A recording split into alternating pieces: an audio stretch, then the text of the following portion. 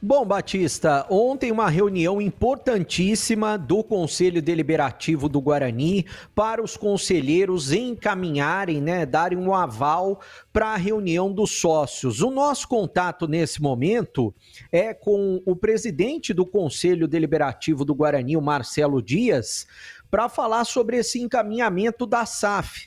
Ô Marcelo, eu gostaria que você dissesse o seguinte, até para o torcedor do Guarani que está nos ouvindo. Quantas reuniões faltam para o Guarani aprovar a SAF e quantas reuniões faltam para o Guarani ter uma nova SAF baseado na possibilidade de já ter as propostas, para você deixar claro para o ouvinte, para o torcedor do Guarani e como foi, é claro, a reunião de ontem. Um abraço para você, prazer em tê-lo conosco aqui na Rádio Bandeirantes. Boa tarde, Breno. Boa tarde, Batista. Todos os amigos da Rádio Bandeirantes. Estou com o retorno um pouquinho ruim. Se eu tiver dificuldade, vocês vão me interrompendo, por favor. Ontem nós tivemos uma reunião do Conselho Deliberativo voltada a tomar o parecer dos conselheiros no sentido de que informassem se concordam com a constituição de uma SAF. Isso não significa necessariamente que o Guarani já tenha uma proposta de um parceiro investidor. O clube pode compor uma SAF e ser proprietário de 100% das cotas dessa SAF. A SAF é uma figura jurídica criada pela legislação, em que você aporta o seu patrimônio e você conduz o futebol de uma maneira apartada do clube e apartada da vida pregressa do clube. Então isso evidentemente que atrai o interesse dos investidores e cria a possibilidade de que em um futuro próximo o Guarani receba propostas. Mas nós não discutimos ontem qualquer proposta ainda, tendo em vista que nenhuma nos foi apresentada até o momento. Nós sabemos que existem pessoas interessadas, que existem instituições interessadas. O Guarani tem um prestador de serviços que é a Ernst Young, que faz esse intermédio, que faz essa peneira das eventuais propostas que podem chegar. Mas nesse momento o que nós discutimos foi se haveria um interesse do Conselho Deliberativo, e nesse sentido foi emitido um parecer, de compor uma SAF, ou se nós continuaríamos como uma associação, como uma entidade associativa. Nós preferimos, então, opinar pela constituição de uma SAF que poderá ocorrer no futuro, tão logo a Assembleia resolva nesse sentido. Então foi só um parecer nesse momento. A próxima reunião, no caso, que seria com os sócios, já é para aprovar a SAF? Você acha que essa reunião vai acontecer ainda esse ano? Olha, existe a possibilidade, Breno. A próxima reunião seria uma reunião assemblear, uma assembleia com todos os sócios, para que eles opinassem a respeito da constituição ou não de uma SAF. E aí muitos fatores podem influenciar nesse cronograma de trabalho. Como eu disse, neste momento, nós não temos nenhuma proposta efetiva de um investidor que queira integrar essa SAF. Nós sabemos de interesses, mas ainda não nos foi apresentada nenhuma proposta formal. Então, se a gente quiser fazer uma reunião agora, vai ser para compor a SAF, criar a SAF, mas o Guarani será o proprietário de 100% das cotas da SAF por enquanto. Ela vai ser uma estrutura que vai ser utilizada para algum fim administrativo, mas sem ainda qualquer investimento. Mas ela estará preparada para que um eventual investidor interessado, que tenha uma boa proposta do ponto de vista esportivo, principalmente, que é o que o torcedor espera, com metas esportivas, que ele venha eventualmente a fazer uma proposta e, se aprovada pela Assembleia, ele venha integrar essa SAF conosco. Nós estamos conversando com Marcelo Dias, que é o presidente do Conselho Deliberativo do Guarani.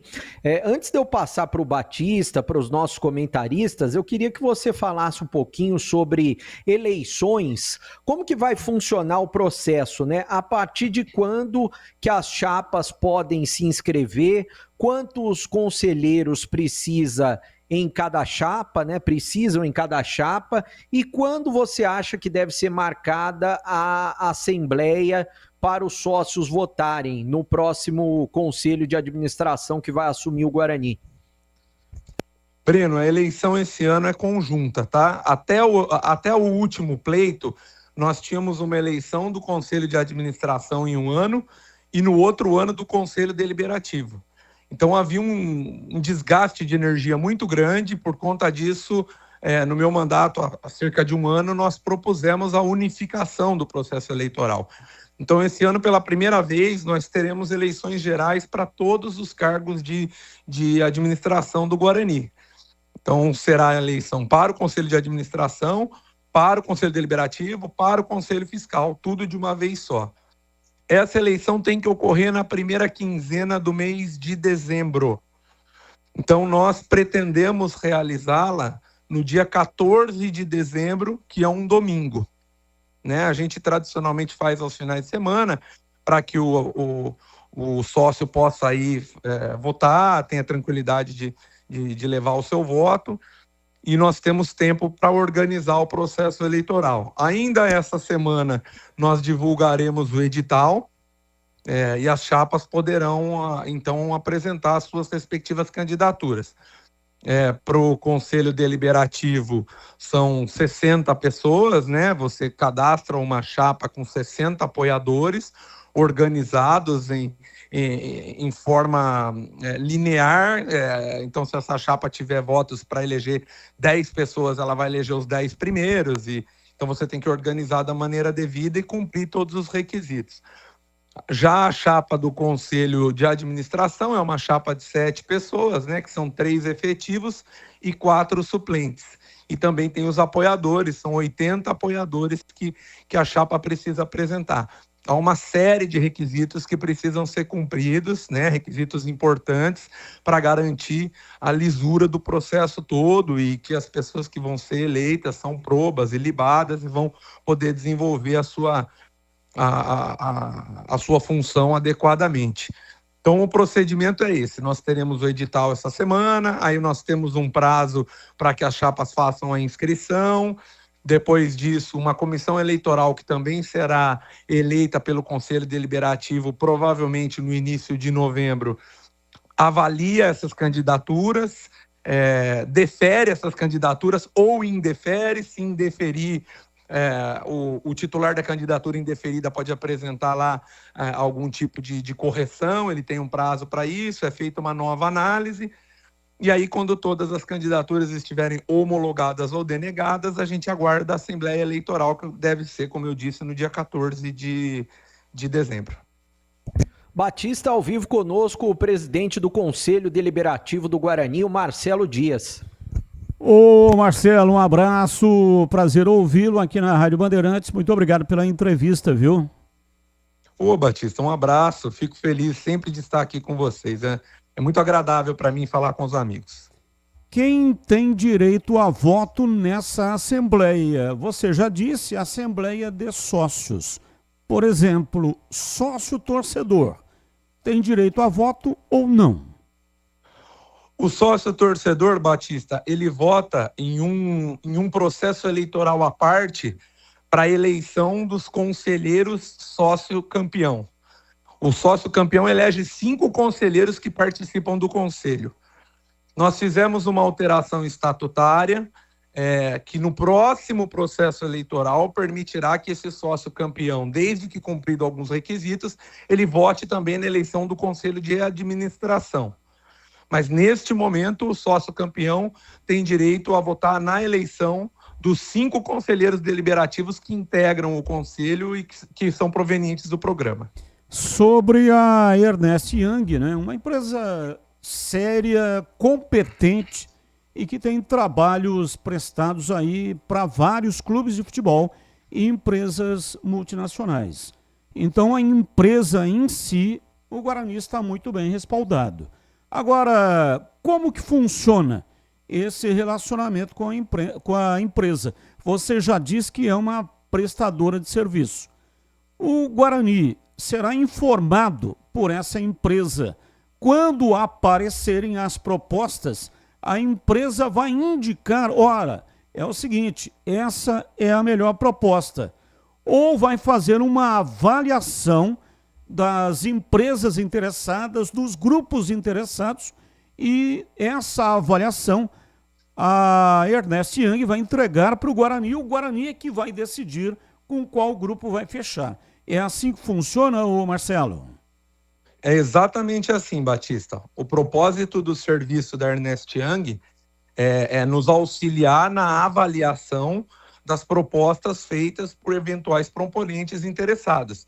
Saber se essa empresa tem lastro financeiro, se ela é uma empresa idônea, se o que ela está propondo atende às nossas expectativas, e ela emite, evidentemente, um parecer a respeito de cada proposta que porventura venha. Mas cabe ao Guarani, à sua assembleia, ao seu associado, resolver se pretende ou não fechar alguma das propostas e qual delas pretende fechar. A decisão em última instância é a de nossa assembleia. Mas a Ernest Young, como o Batista muito bem colocou, é uma empresa extremamente séria, com um know-how grandioso na área de auditoria, de análise, e ela tem muito a contribuir com a celeridade e com a transparência e com a segurança, sobretudo, desse processo, né? Porque nós, embora tenhamos muitos advogados nos nossos quadros, a gente espera que uma empresa desse quilate, dessa magnitude, nos auxilie avaliando aspectos negociais e dando aí a sua opinião a respeito de tudo. Então a Ernest Young não vai indicar uma empresa. Olha, essa aqui é a melhor. Não é o papel da Ernest Young? Não, não é esse. Quem decide quem é a melhor somos nós enquanto associados, né? É a Assembleia do Guarani. Mas ela pode, evidentemente, dizer: a meu sentir, a proposta mais segura do ponto de vista jurídico é essa.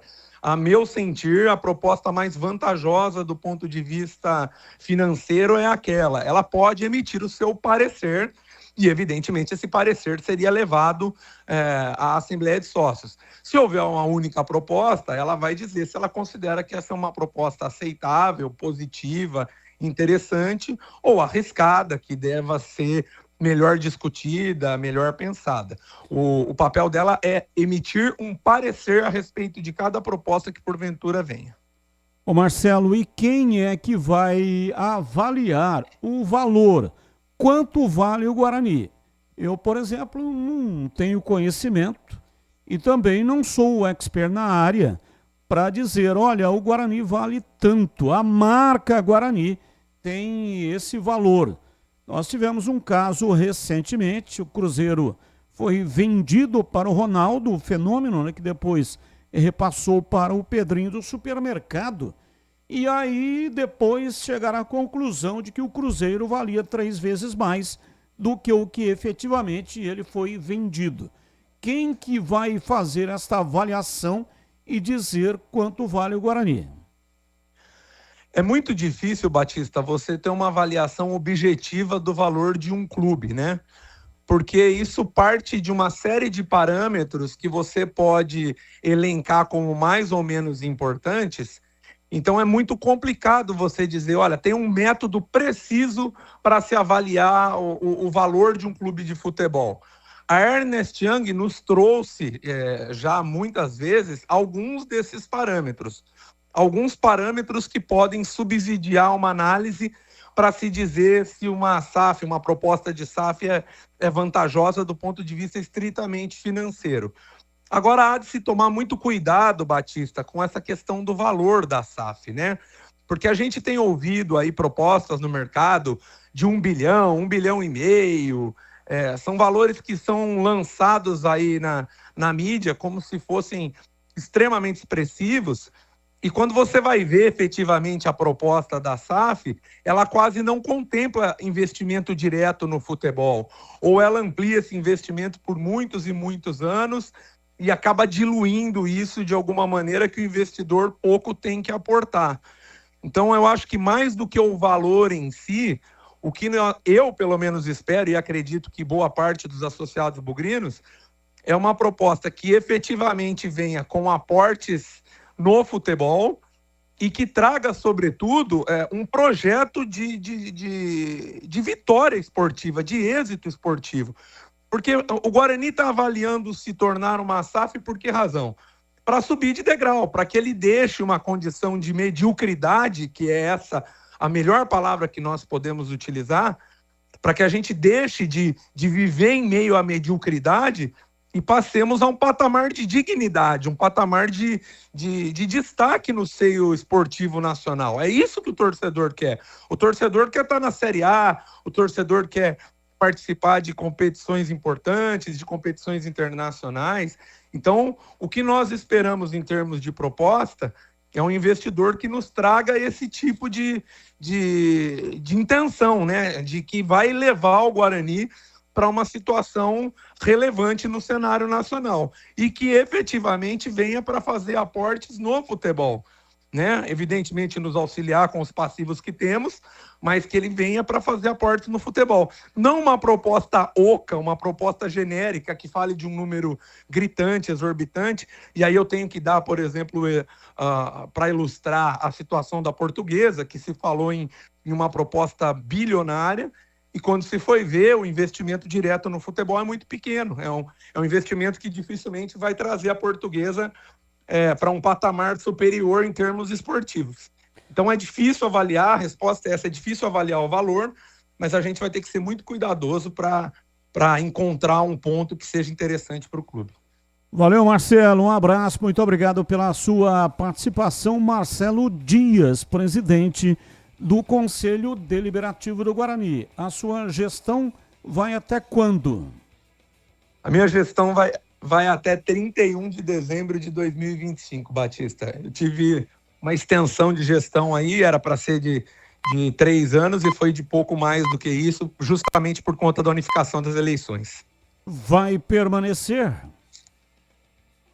Batista, eu concluindo a minha gestão, por estatuto eu me torno um conselheiro vitalício, né?